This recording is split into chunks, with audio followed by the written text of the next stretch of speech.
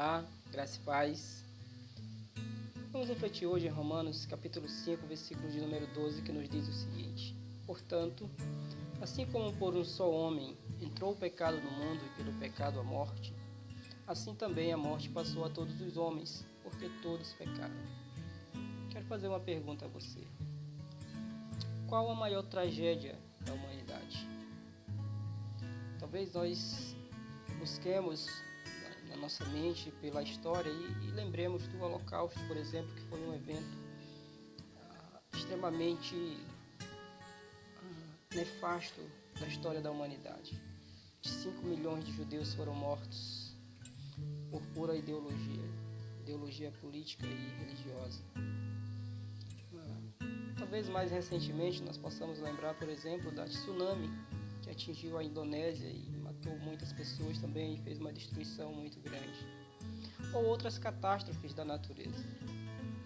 Ou talvez nós lembremos ainda dos nossos dias do coronavírus, que em todo o mundo já matou mais de 1 milhão e só aqui no nosso país mais de 200 mil, de acordo com os relatos oficiais. O fato é que todas essas tragédias citadas por mim são de fato grandes catástrofes da humanidade, grandes tragédias da humanidade.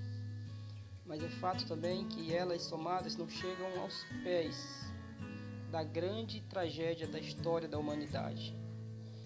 E a grande tragédia da história da humanidade está descrita neste breve texto bíblico que acabamos de ler. A grande tragédia da humanidade ocorre no ambiente do Jardim do Éden. Deus havia criado o homem, o primeiro casal, estabelecido todo o ambiente propício para que eles crescessem e se desenvolvessem. Estabeleceu também um parâmetro, disse: olha, vocês podem comer tudo, excetuando a árvore que está no meio do jardim. E ele deu uma ordem expressa, porque no dia em que dela comer, certamente morrerás. O homem, não satisfeito com tudo aquilo que Deus havia proposto a ele, vai lá e desobedece o Senhor.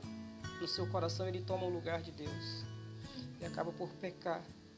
E essa tragédia, que começa com uma ação de um homem, ela ganha proporções mundiais, porque o pecado não entrou apenas no jardim, o pecado não entrou apenas no coração de Adão, mas o pecado entrou no mundo.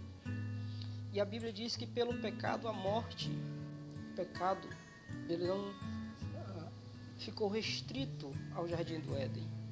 O pecado não ficou restrito ao coração de Adão e talvez de seus familiares mais próximos. Mas a Bíblia diz que o pecado entrou no mundo e com ele trouxe a sua companheira, a morte. E nós morremos hoje por causa da desobediência de Adão.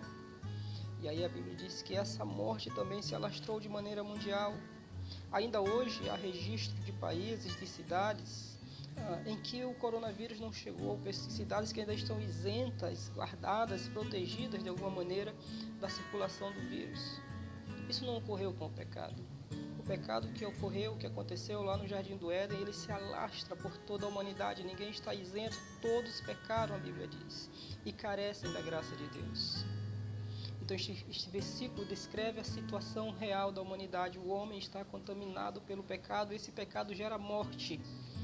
E aí, se nós ficássemos apenas aqui, nós estaríamos plenamente perdidos, mas a Bíblia nos dá esperança, ela diz que Jesus é o antídoto para esse mal. Se nós crermos nele e o confessarmos como Senhor e Salvador de nossa vida, esse mal ele é não apenas neutralizado, mas ele é eliminado. O nosso pecado simplesmente deixa de existir na pessoa de Jesus. Então, eu e vocês fomos contaminados pelo pecado e condenados à morte, pelo pecado de Adão. Mas em Cristo, nós somos feitos novas criaturas. E temos em Cristo agora, ganhamos o direito de nos relacionarmos outra vez com Deus e vivermos com Ele eternamente. Então, você é culpado, eu sou culpado. E a solução para mim e para você é a mesma. É a cruz, é o sacrifício de Cristo na cruz. Que Deus em Cristo nos abençoe.